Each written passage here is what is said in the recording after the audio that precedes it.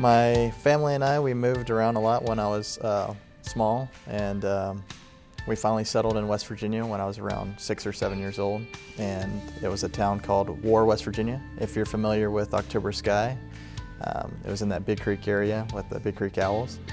And I was having a lot of problems trying to make friends because we moved around a lot, and I wasn't the richest kid, so I grew up pretty poor. One day, one of the kids came by and he asked if I wanted to play baseball. His dad happened to be a sheriff deputy, and he was also the baseball coach for our team. You know, I didn't have the traditional family. It was pretty dysfunctional, and I think the sheriff deputy pretty much saw that, and he just kept me on track with baseball and just had good morals and just building good character. So as life started to get better for me there, I ended up moving to a different part in the county, and it happened to be Welch, West Virginia, so about 20 miles away. The sheriff deputy still kept in touch, and he would check in on me every so often and check on grades, make sure I'm staying out of trouble. I really respected that sheriff deputy, the way he treated people. So that kind of set the foundation and the tone for, you know, my upbringing. There was a second baseball coach at my new high school, and he ended up taking me in and actually taking guardianship of me with his wife and small daughter. So basically I had a second dad and, you know, basically raising this kid. My junior year, they started a cross-country program in the high school. I was like, oh, I'll give it a try. You know, I'm pretty fast. My senior year, I ended up getting a scholarship for cross-country, and I was hoping to get a baseball scholarship, and that didn't work out.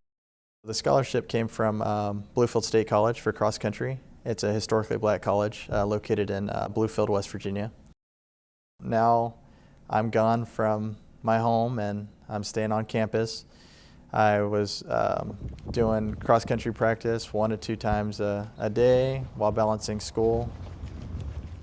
It just really took a toll. I don't think I was ready for the college athlete life along with the academics.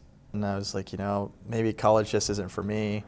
I ended up withdrawing at the time for college. I was pretty upset because I wanted to become a state trooper in the state of West Virginia at the time, just because of the sheriff deputy. I ended up getting in contact with a Navy recruiter and basically trying to hit a reset button because, you know, I wanted to stick to the plan of actually ultimately becoming a state trooper. And went to boot camp for 2 months. And once I got assigned to my area, which was Pensacola, Florida, for IT training school, I finished that in 6 months, and then I got assigned to Jacksonville, Florida, for 3.5 years. So once the 4-year contract was coming to an end, I still had my goal set on becoming a state trooper. And at the time, West Virginia wasn't hiring. Once I reached out to Washington State Patrol, they made me feel welcome, like a big family, and they stayed in contact with me.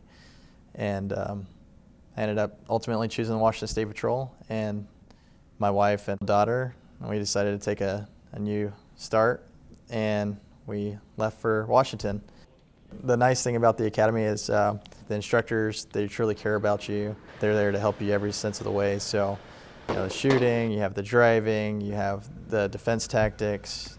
Once I left the academy, I just knew I was ready to go out and serve.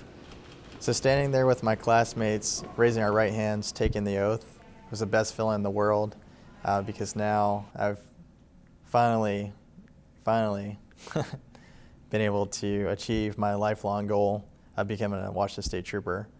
Bryan Villanueva, District 5, Chehalis. Every trooper starts their journey in their assigned patrol area, and mine just happened to be Chehalis, which is located about 30 minutes south of Olympia. The thing I like about Chehalis is with all the mountains, the scenery, the small town feel, it just reminds me of home back in West Virginia.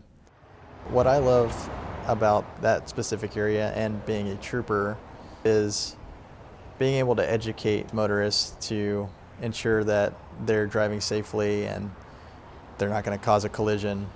One of the other things that I love about the State Patrol is just the family-like feel. I just felt like I made the best decision of my life, and, you know, stayed true to my lifelong goal of becoming a trooper. The reason why I became a recruiter was mainly because of my community. There's a lot of poverty in my community, and it reminded me of me when I was growing up. back in West Virginia. A lot of the children, they come up and they always wave while I'm in the patrol car, and a lot of times I'll get out and speak with them and just show them that I'm a human being, just like them. It's not all about writing citations and stopping vehicles all day. We still have time to go out there and go out into the community and serve. You're really helping the citizens of Washington State. I truly believe, if they take a leap of faith and become a state trooper, they won't regret it.